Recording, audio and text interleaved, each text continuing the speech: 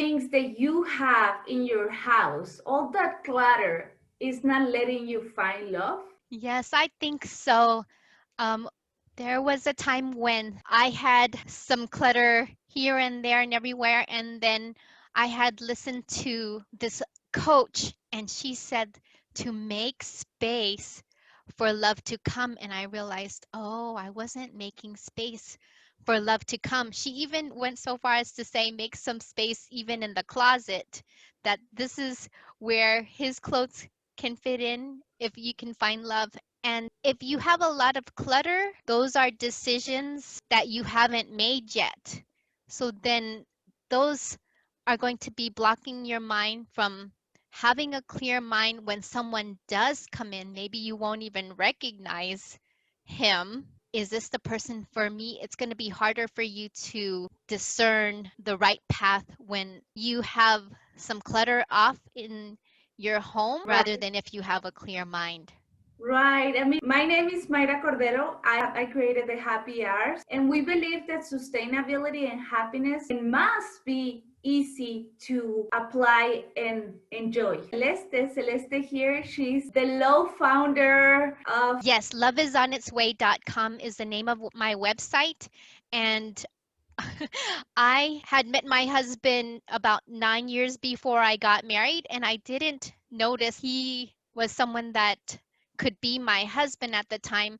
I think partly because maybe I did have clutter at the time and I was focused on other things as well. I just didn't recognize them, but love was on its way all along for me, and it could be on the way for you too. Yes, two amazing ladies, Kris from to Bridge Gaps and Eve created Challenge 21 Happy. And Challenge 21 Happy, it's about letting go things that are not useful, that you don't need, or that you don't value anymore at this moment in your life. To let things that you do love come your way. So how Mhm. has been that journey for you, Celeste? It was actually a hard journey for me to do Challenge 21.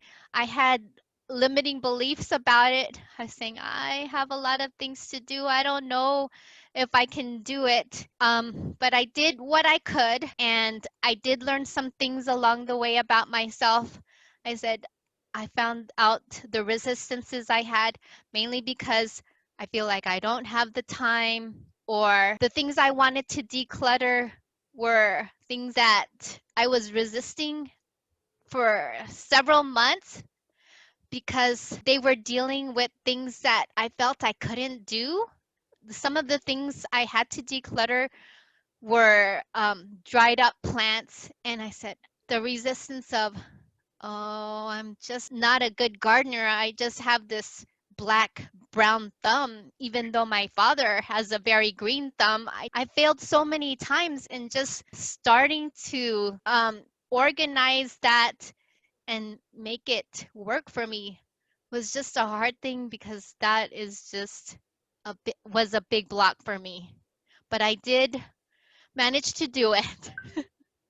What helped me to overcome the fear is I had my husband to be my buddy. And instead of calling it an accountability buddy, because sometimes I feel like accountability is like so hard. It feels like it's a job when you say accountability.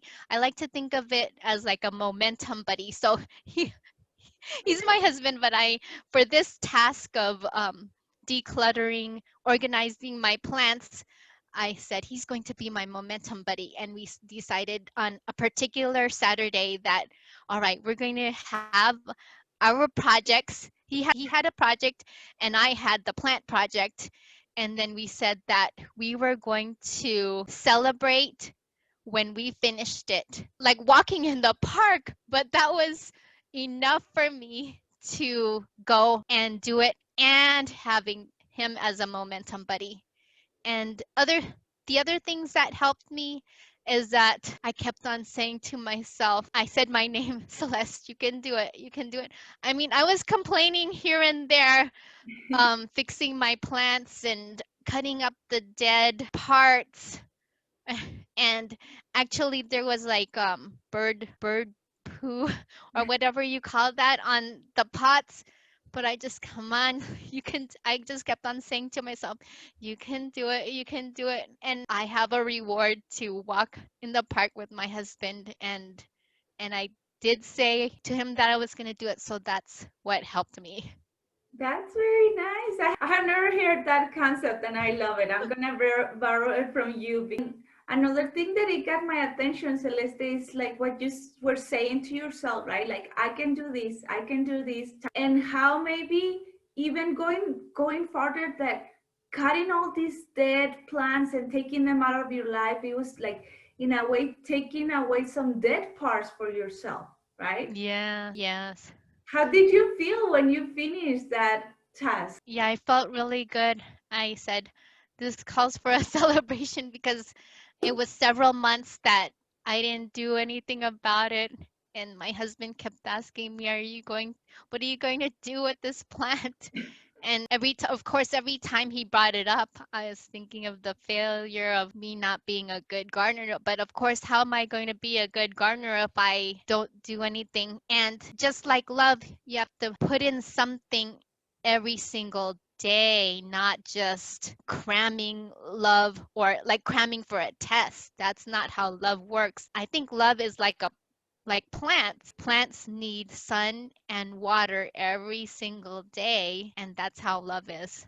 Right. It's a perfect view, right? Like you cannot expect to the plants to grow and flourish if you don't take the time to do it. If we don't take the time to love the place that we live, if we don't take the time to love ourselves, how do we expect that other people's do it? Not until we take that time for ourselves, for our spaces, is that everything starts to align to make that path for that person who's waiting there for you.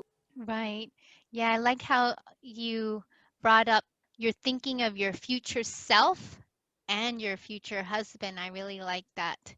It motivates you to move forward. I mean, you have to become the person that you want to marry, right? Yes. Before you go and look for that human being that it's out there. For sure, it's out there, but you have to be prepared. I love your honesty, Celeste, because it is hard. It is, even though for us, for the happy arts, is everything about simplicity, it is hard, this process, because it faces you with things that you haven't taken the time to encounter. I noticed that another person was telling me, you know what? I have things that my mother had gave me and she passed away. So Yes. I didn't know what to do with those things. But now that I see it, is I didn't know how to deal with those feelings. Right. The things have emotions Right. stuck with it. We somehow connect the two, our Right. emotion with the thing. I was connecting my failure of not being a good gardener. So I did the challenge a little different. Yeah. I did it in the way that I could do it. Yes, and I think at the end of the day, that's all about. I mean, we all have our own journey and we all have to do the way that it works for us. How does it help you? How can it help you to grow? Like in my case, in the last 4 years, I have lived in 10 houses. And a, Wow. and a friend of mine was saying, like, your house probably is like empty of things, right? That you don't use or need or value. And that's not true. I still have things. Why? Because every day we grow as a person. We're not the same as yesterday. No. And therefore, some things that we have today might not be useful for the person that you are today. So, taking us the time to see, okay, do I really need this? Or if you're in that journey of finding that love is finding you in different ways, and that if you think I'm ready to find that partner, you can even make space in the closet, right? Celeste was Yes. talking to me about that. Can you share a little bit more about making space in the closet for love? If I have all the space just for me, then I'm not really giving space for someone new to come into my life. For example, when parents are getting ready for a baby to come, they get the room for the baby ready and they get it painted. They clear out the things that were in that room, and then they get a crib ready, etc. it's kind of a similar process for finding true love is clearing space. Then there's also the concept of like a vacuum. Some things go in the place where it's empty. So then if that place is empty, then it's going to be want to be filled. And you want to fill it up with the best quality possible. That we only use 20% of our closets, 20%, and 80% we don't touch it. Why? Because we don't feel pretty on them or because they don't fit anymore. A great task for you to do today is start looking at those clues. I mean, try it on, and if you feel wonderful, then you keep it. And if you don't, why do you want to keep something that doesn't make you feel wonderful? So it's time to let it go and let it other person, don't throw it in the trash, but let other person that might be feel wonderful on that as well. Can you, Celeste, can you share one tip that has helped you a lot through this process? Make sure you have a reward and a celebration afterwards. Do your decluttering the way you want to do it. And have you heard about Marie Kondo? Yes. Okay, so if something does not spark joy with you, then let it go. Let Right. the item go. So here are some of the things I had to declutter. I had a dried up plant that I didn't even take care of for a long time. And then talking about the daily habit of taking care of plants, I wasn't taking care of the seedlings so well. So then I had to declutter these plants over here. Here are other pictures of the dried up plants that I had to cut up. And then I transferred this plant from my father-in-law into a pot. It looks so pretty. Yeah. And then here's the Marie Kondo style Yes. folding in the drawers. I just wanted to share that even though I had fixed those drawers several years ago, it's still fixed, even though I did that a long time ago. I really like that method. Yeah, that's very good because it works for you, right? You Yes. have to do what works for you. Thank you so much for sharing those tips. Tell me the last question. What is something that you recommend for women who are looking for love and feel sometimes like hopeless? Yeah, I encounter that a lot that many women feel hopeless about it. And what I kind of see is that they're not in a posture of trust. It's more that they're looking down.